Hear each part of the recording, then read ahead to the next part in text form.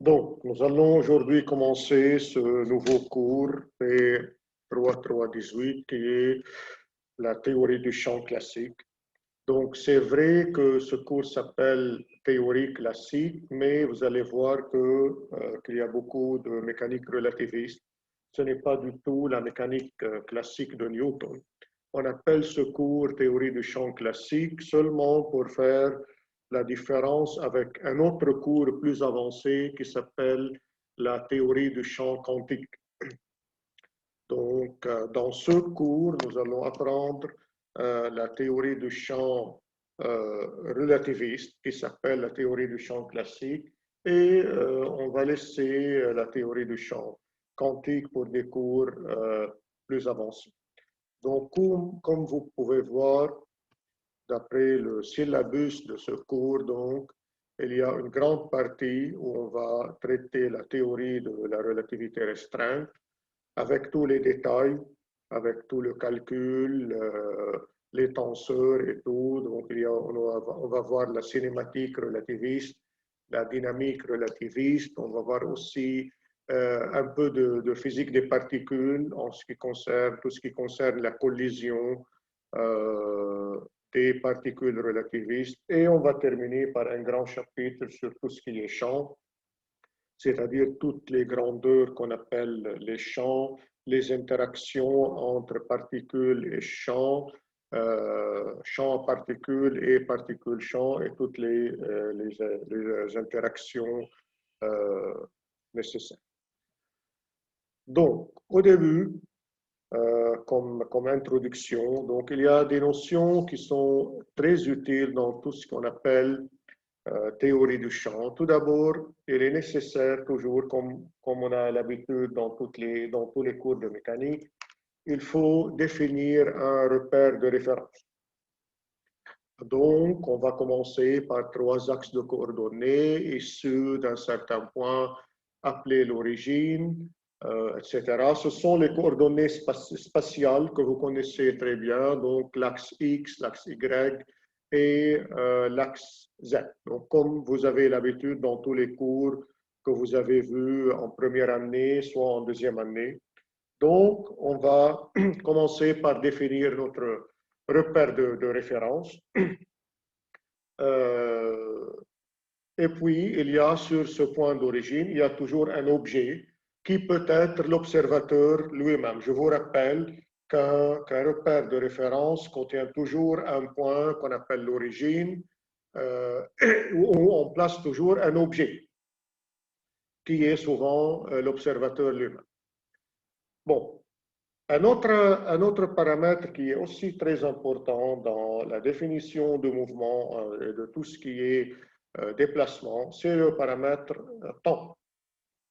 Donc, d'habitude, dans la mécanique newtonienne, dans la mécanique classique, vous définissez la position d'une particule ou bien d'un mobile, sa position, ou bien sa vitesse, ou bien son accélération.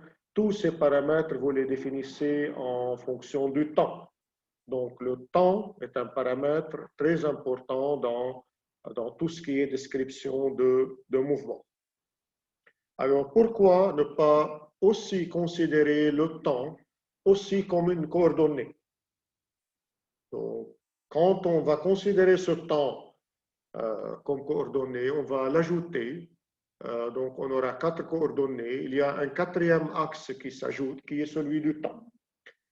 Bien sûr, le dessin ou bien la représentation graphique d'un repère à 4 axes est un peu difficile.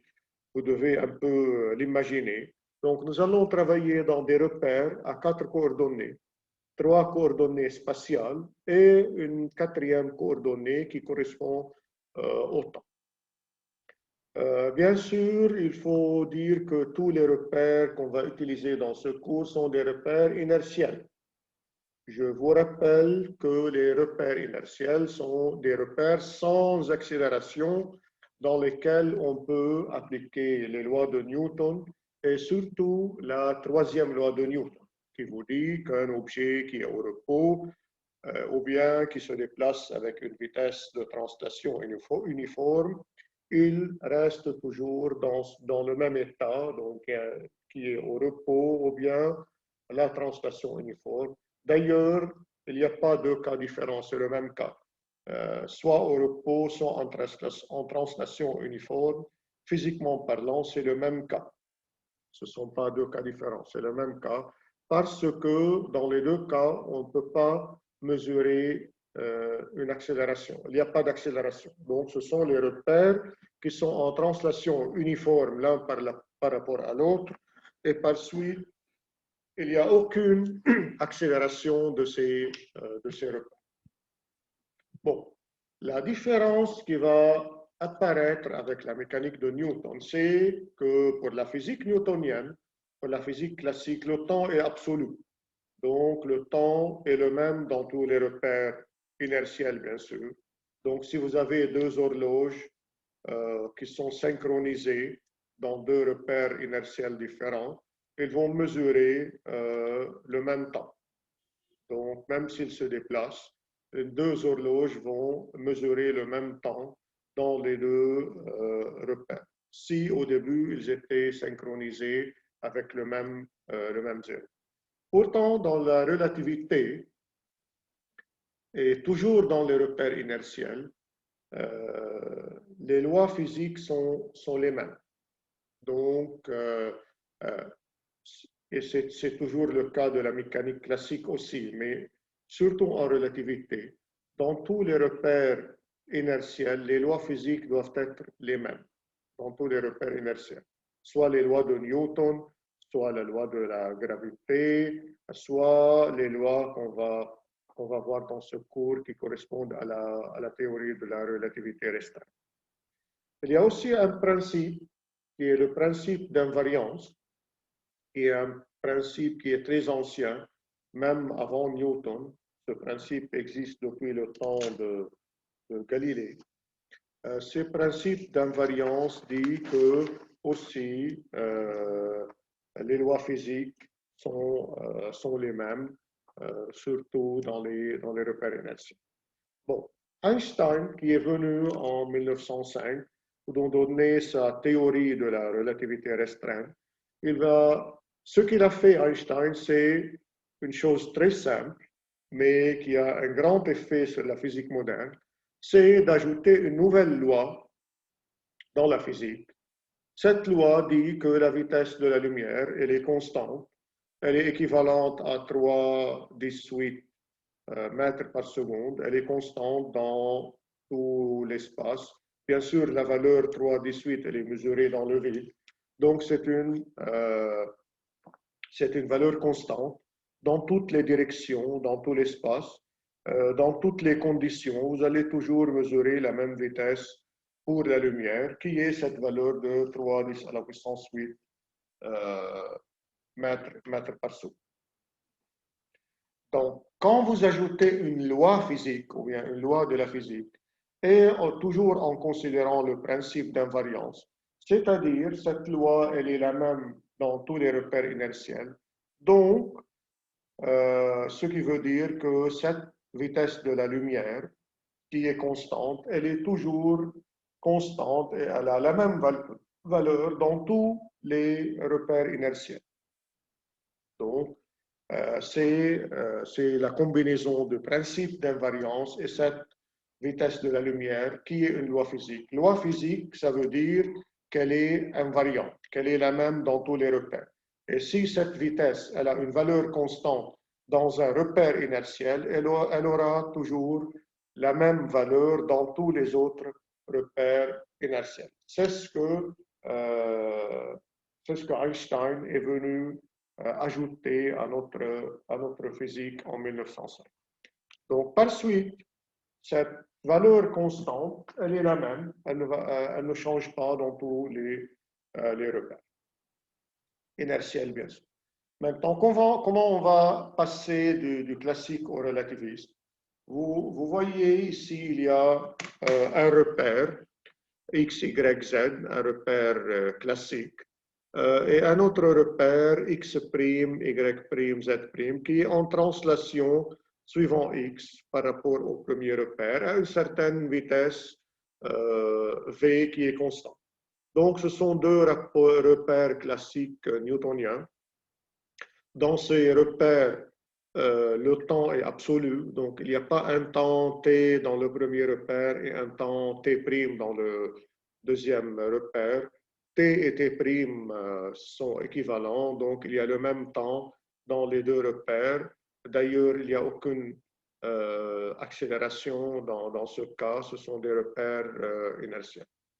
Bon, on va ajouter ce quatrième axe qui correspond au temps pour considérer ce quatrième paramètre qui est le temps, mais bien sûr, c'est un peu difficile à dessiner un repère à quatre axes dans notre vision qui voit seulement trois dimensions. Donc, on va passer à quatre dimensions, ça devient un peu difficile à dessiner. Donc, on va considérer un cas plus simple. On va toujours considérer des translations suivant X. Donc, le changement se produit seulement suivant X. Y et Z ne changent pas, c'est-à-dire Y et Y' sont toujours les mêmes, Z, Z' sont toujours les mêmes. Il n'y a aucun changement au niveau Y et Z. Donc, on peut ne pas dessiner Y et Z. On va se contenter de dessiner seulement X, qui est l'axe suivant lequel se produit la translation, et le temps t. Donc, on va dessiner un repère à deux dimensions qui représente l'axe de déplacement x et l'axe du temps t. Donc, dans ce cas, il y a x et t, il y a un autre repère qui est x', t', et etc. Vous pouvez ajouter autant de paramètres que vous voulez. Bien sûr qu'ils soient tous des repères inertiels. Donc, si le repère R' ou bien l'origine O' du repère X', T', elle est en translation uniforme par rapport à xt, elle est en translation à une vitesse constante v, donc sa trajectoire dans ce repère xt, sa trajectoire, elle est la droite x égale vt. Donc, il y a l'origine de ce deuxième repère qui est en translation uniforme à vitesse v. Donc, la trajectoire est x égale vt. Ce qui correspond aussi à x' égale 0, parce que ce point correspond à x' égale 0. Donc, c'est l'origine qui se déplace sur cette trajectoire x égale vt. Bon, si vous voulez représenter le déplacement d'un rayon lumineux dans ce repère, donc, qui a une vitesse c, donc vous devez dessiner la droite x égale ct. Mais bon, c est une valeur qui est très très grande, donc vous allez voir une direction qui est presque tangente à x. Donc l'axe, ou bien la droite x égale ct est une droite qui a une pente presque tangente à x. Donc, c'est difficile à dessiner la trajectoire de la lumière dans ce cas. Bon, on va toujours travailler avec ce type de représentation. Donc, un repère xt qui représente un premier observateur et un repère x', t', qui est un repère en translation uniforme par rapport au premier repère à une vitesse v. Donc, il se déplace sur une droite x égale v. Bon, on va considérer un point A, ou bien un mobile A qui se déplace dans cet espace, x, y, z. Bien sûr, son déplacement est défini en fonction de t. On va considérer ce point A qui est mobile, qui a des coordonnées x et t dans le premier repère, et il a des coordonnées x' et t' dans le deuxième repère. Donc, on a x de A qui correspond à ce point, on a x' de A qui correspond à cette distance, donc x de A, c'est cette distance, x' de A, c'est cette distance, de O' à A. Et bien sûr, il y a le temps t qui est d'ici jusque-là, sur l'axe temps. il y a T' qui est ici jusque là dans le deuxième repère.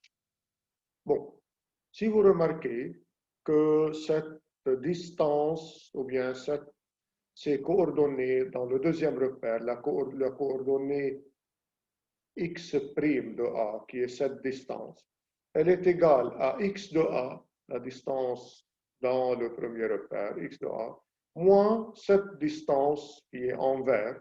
Cette distance correspond à la quantité Vt, parce que si vous prenez là ce point-là, la distance de ce point jusqu'à l'origine est égale à Vt, parce que c'est un point qui appartient à l'axe x égale Vt.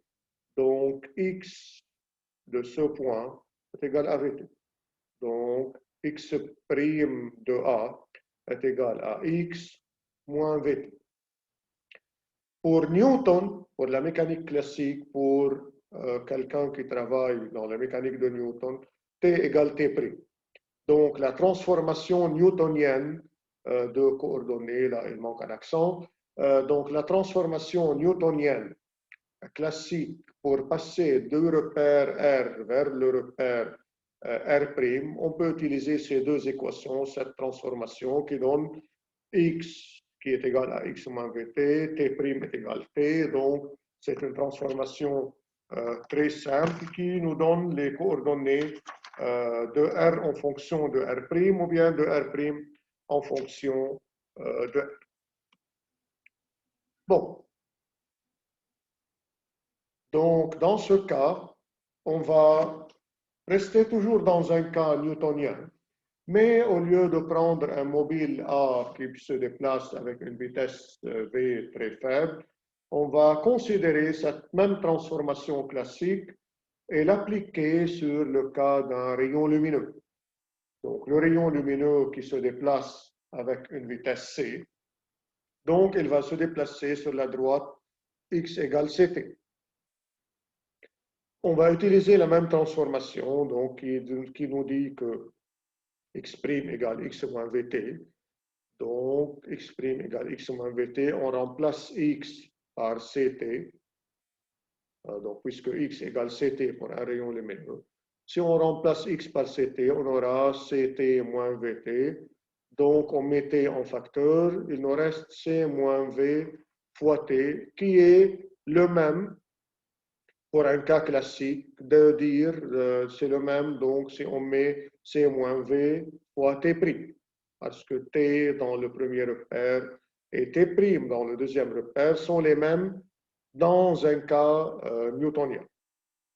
Bon, si on prend le même rayon lumineux qui est émis en sens inverse, donc si quelqu'un émet un rayon lumineux vers l'arrière, c'est-à-dire en sens inverse, bien sûr, il va se déplacer avec la même vitesse c, mais en sens inverse, donc il va se déplacer sur la droite x égale moins 7. Aussi, dans ce cas newtonien, x' qui est égal à x moins vt, on remplace x par moins ct et on met t en facteur. Donc, c'est équivalent de dire que c'est égal à moins c plus v fois t, ou bien moins c plus v fois t'. Donc, dans les deux cas, si vous allumez votre lumière vers l'avant ou bien vers l'arrière, vous remarquez qu'il y a une vitesse ou bien c moins v, ou bien c plus v. Donc, d'après Newton, la vitesse de la lumière doit être variable. Ou bien c moins v, donc elle devient plus petite que c, ou bien c plus v, elle devient c plus v en valeur absolue. Donc, ce qui est contradictoire avec toutes les expériences qui ont vérifié que la vitesse de la lumière, elle est toujours constante dans toutes les directions, dans tous les repères inertiels, dans tout l'espace, etc. Donc, ce résultat issu de la mécanique de Newton est en contradiction avec toutes les mesures expérimentales. Et vous avez vu ces expériences, surtout l'expérience de Michelson et Morley. Vous avez vu ça l'année dernière dans le cours de mécanique, ou bien dans le cours de physique moderne. Donc, ces expériences montrent tous que la vitesse de la lumière était constante, quelles que soient les conditions, dans toutes les directions, avec des spectromètres beaucoup plus précis que celui utilisé par Michelson et Morley, etc. Même les expériences les plus modernes, les plus précises, n'ont pas pu observer une variation de la vitesse de la lumière. Ce qui contradit tout ce que, ou bien toute cette mécanique classique de Newton, qui est vérifiée à faible vitesse, mais elle échoue aux grandes vitesses, surtout en ce qui concerne la vitesse proche de la vitesse de la lumière. Donc, il y a une erreur, il y a quelque chose qui ne va pas avec cette mécanique de Newton, cette transformation qui donne x en fonction de x'. Donc, il y a une erreur dans cette transformation parce qu'elle ne peut pas vérifier le cas d'un rayon lumineux. Donc, il y a un certain décalage qui apparaît avec les rayons lumineux, avec la lumière. C'est une contradiction de la théorie de Newton. Donc, on a besoin d'une nouvelle théorie pour expliquer cette vitesse de la lumière qui est toujours constante, qui est incapable de changer, quelles que soient les conditions. Donc, on va introduire, c'est là où Einstein a introduit sa théorie de la relativité restreinte pour répondre à ce problème de l'invariance de la vitesse de la lumière. Donc, bon, avant de commencer avec cette théorie, on va chercher l'erreur dans la mécanique de Newton. Donc, pourquoi cette mécanique de Newton fonctionne très bien et pour des centaines d'années, elle a très bien fonctionné pour les faibles vitesses et maintenant elle échoue pour les grandes vitesses. Bon, la première erreur de cette mécanique newtonienne, c'est que Newton admet la simultanéité des événements. C'est-à-dire, Newton, il nous dit que si deux horloges qui sont synchronisées à t égale 0, elles resteront synchronisées, même si les deux horloges sont en mouvement, même avec le déplacement, même quelle que soit la vitesse, ces deux horloges vont rester synchronisées. Donc, ils vont toujours mesurer le même temps. C'est la première heure. Donc, on va considérer un certain nombre d'horloges synchronisées par une synchronisation classique de Newton. Et on va faire se déplacer chacune de ces horloges à une certaine vitesse constante dans une direction quelconque. Bien sûr, c'est une translation uniforme. Et on va voir après un certain temps, est-ce que ces horloges vont toujours afficher le même temps après un certain temps qui est bien sûr plus grand que 0. Donc, on va laisser ces horloges se déplacer pour un certain temps et voir s'ils vont afficher toujours le même temps. Donc, c'est là où Einstein est venu introduire sa plus grande modification de la physique moderne. Il est venu dire qu'il faut changer cette méthode de synchronisation. Cette synchronisation newtonienne ne va pas. Elle va changer tout le concept de temps et de longueur. Donc, il va commencer tout d'abord par définir une nouvelle synchronisation des horloges, une nouvelle synchronisation du temps.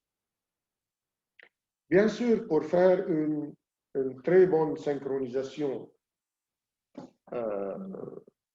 et une synchronisation très précise avec toujours en se basant sur le même t égale 0, il faut tout d'abord choisir d'utiliser une constante universelle, une constante qui ne change jamais dans tous les repères, qui est la fameuse vitesse de la lumière, le 3 10 à la puissance 8 mètres par seconde. Pourquoi cette constante? Parce que c'est la seule ou bien le seul paramètre qui est invariant, qui est constant dans tous les repères inertiels. D'ailleurs, c'est le postulat émis par Einstein. Il a dit que cette vitesse de la lumière est une loi physique, donc elle est invariante. dans tous les repères inertiels. Donc, on va utiliser cette constante universelle qui est la même dans tous les repères. Et on va faire une petite expérience. On va prendre 3 horloges synchronisées, bien sûr, classiquement, comme pour la mécanique de Newton. On va prendre 3 de ces horloges synchronisées. On va placer la première horloge sur x égale 0, sur l'axe des x. La deuxième, on va placer sur x égale 1. Et la troisième sur x égale 2. Donc, on a 3 horloges séparées par des distances de 1 mètre. Bien sûr, pour arranger un peu cette représentation, on va travailler dans un repère où c égale 1. Donc, on va considérer que ce 3,18 mètres par seconde qui est égal à 1 à une unité dans notre repère. Pourquoi on va choisir cette unité? Pour dessiner le trajet de la lumière que vous voyez là en noir. Le trajet de la lumière, c'est x égale ct, donc si c égale à 1, donc c'est x égale 2. Donc ça représente la première bissectrice dans ce côté et la première bissectrice dans ce cadran. Donc c'est ou bien x égale t si la lumière est émise vers l'avant, et x égale moins t si la lumière est émise en sens inverse ou bien vers l'arrière. Donc nous avons le trajet de la lumière qui est représenté par la droite en noir, et puis il y a 3 horloges placées sur x égale 0, x égale 1, x égale 2, et puis au temps t égale 0, on va commencer le mouvement de ces horloges qui vont se déplacer toutes avec une vitesse constante v. Donc la première horloge se déplace sur la droite x égale vt.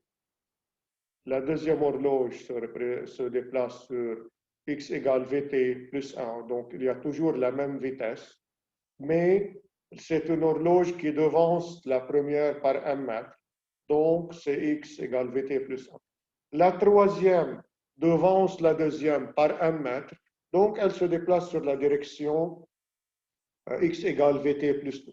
Donc, ce sont les 3 trajectoires des 3 horloges. vt, et puis vt plus 1, et puis vt plus 2.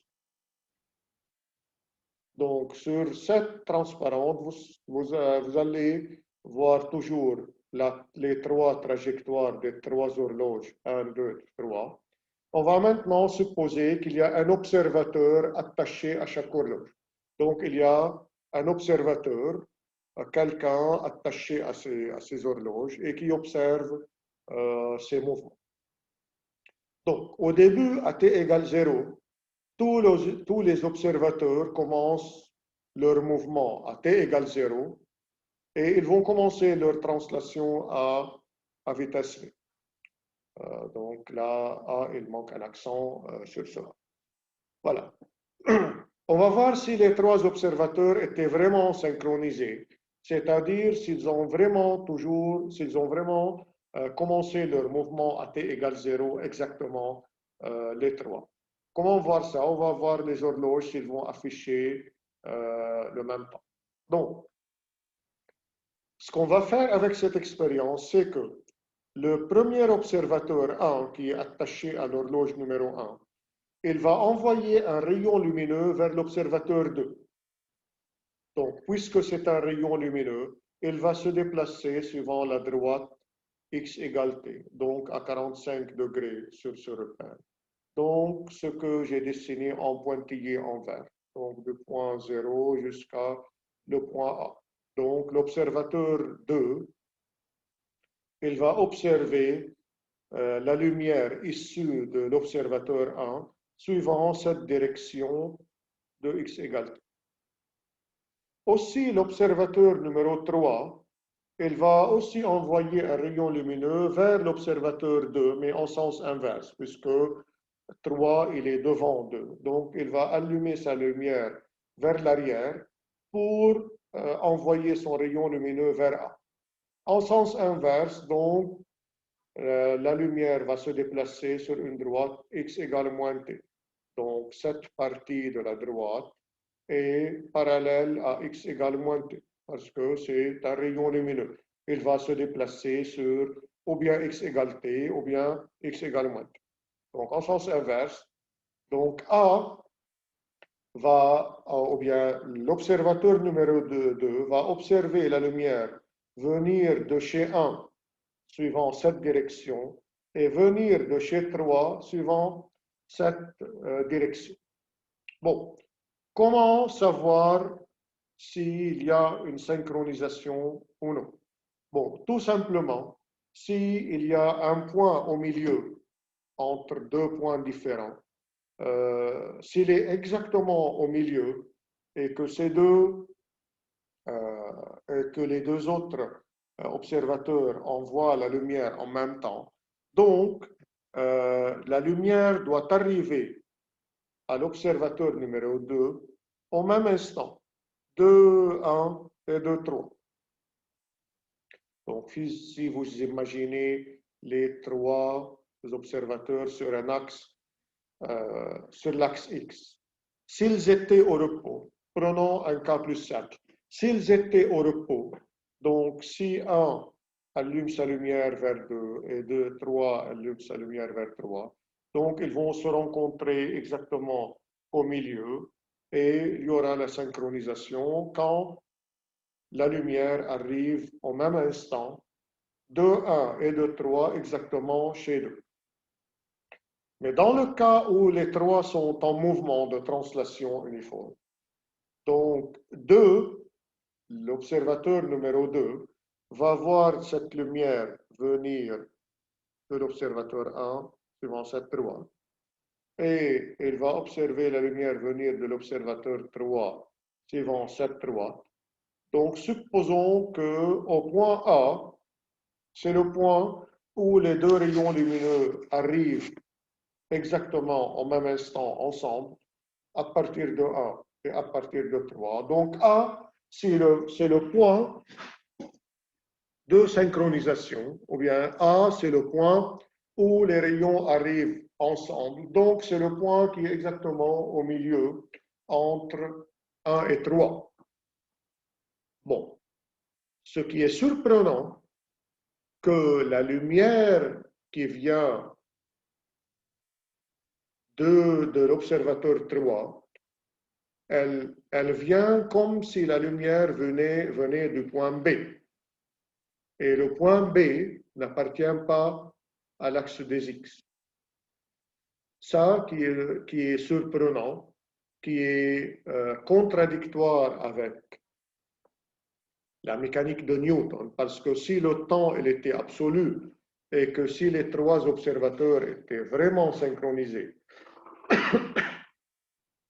donc le point B doit être ici, et pas là.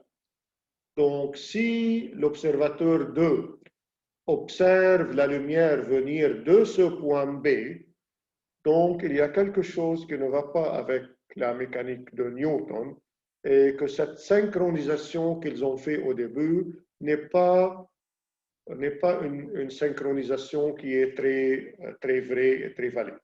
Donc il faut chercher un nouveau type de synchronisation parce que ces trois points-là, ces trois points-là n'étaient pas vraiment synchronisés avec le même t égale 0. Bon, on va chercher cette nouvelle méthode de synchronisation. Donc, on va chercher le point où t' dans un deuxième repère, où t' est égal à 0. Bon, on va toujours avec cette même représentation. Tout d'abord, il faut trouver les coordonnées de point B, puisque apparemment, et ça se voit très clair, que ce point B n'appartient pas à l'axe des X, donc on va trouver ces coordonnées. Bon, pour trouver les coordonnées du point B, il faut tout d'abord trouver les coordonnées du point A. Bon, si vous remarquez que le point A, c'est l'intersection de deux droites, de la droite x égale t et de la droite x égale vt plus 1. Donc, cette droite vert noir et cette droite rouge. Donc, c'est l'intersection entre x égale t et x égale vt plus 1. Donc, on peut remplacer x par t. Donc, nous aurons t égale vt plus 1, t facteur de 1 moins v. Donc, si on prend vt de ce côté, est égal à 1. Donc, le t est égal à 1 sur 1 moins v. Et puisque sur cette droite x égale t, donc x aussi est égal à 1 sur 1 moins v. Donc, les coordonnées de point A sont x égale 1 sur 1 moins v et t égale 1 sur 1 moins v. C'est les coordonnées du point A. Bon, cette droite AB, elle vient suivant une direction de moins 45 degrés. Elle est parallèle à x égale moins t, puisque c'est le trajet de la lumière. Donc, x, donc la droite AB, elle aura une équation x égale moins t plus une constante. Donc, c'est cette même droite x moins t, mais elle est décalée d'une certaine distance. Donc, c'est x égale moins t plus une constante. Donc, ce qui correspond à x plus t égale une constante. On peut déduire cette constante du point A, puisque le point A appartient à cette droite. Donc, pour le point A, x plus t vaut 2 sur 1 moins v. Donc, la droite AB, cette droite verte AB, elle aura une équation x plus t est égal 2 sur 1 moins v. Donc, à partir de là, on peut déduire maintenant les coordonnées du point B. Donc, le point B qui est l'intersection donc de x égale vt plus 2 et de la droite AB. Donc, c'est l'intersection de la droite x plus 2 est égal 2 sur 1 moins v qui est AB avec la droite du troisième observateur x égale vt plus 2. Donc, on a deux équations. C'est l'intersection de ces deux équations. Si on fait équation 1 moins équation 2, nous aurons t égale donc 2 sur 1 moins v moins vt moins 2. On arrange l'écriture, donc t par 1 plus v est égal à 2v sur 1 moins v, ce qui nous donne t est égal à 2v sur 1 moins v par 1 plus v. Donc, c'est 2v sur 1 moins v carré. Donc, t égale 2v sur 1 moins v carré. Et on peut déduire donc x égale, d'après la première équation, 2 sur v sur 1 moins v moins t. On remplace t par 2v sur 1 moins v carré. On aura donc x est égal, après le calcul, donc x égale 2 sur 1 moins v carré. Donc, nous avons maintenant les deux coordonnées du point B, x égale 2 sur 1 moins v carré et t égale 2v sur 1 moins v carré. Donc, on trouve l'équation de cette droite de synchronisation avec l'origine, cette droite pointillée là. Donc, cette droite, elle aura comme équation, si on fait TB sur x de b pour voir la pente de cette droite, nous remarquons que la pente de cette droite est V. Donc, la pente ici de cette droite, OB si vous voulez. Donc, cette droite, elle aura comme pente la vitesse V, qui est constante. Donc, c'est une droite qui aura une équation T égale Vx. Je vous rappelle que notre repère est T et X. Donc, T égale Vx est l'équation de cette droite. C'est la droite de synchronisation. C'est la droite où toutes les horloges qui ont été synchronisées avec l'origine, c'est-à-dire avec T égale 0, ils vont mesurer le même temps. Donc, la vraie synchronisation, c'est la synchronisation sur cette droite. Donc, c'est la droite qui correspond à t' égale 0. Donc, cette droite qui a une équation t égale Vx, C'est la même équation de dire, ou bien c'est la même chose si vous dites T' égale 0.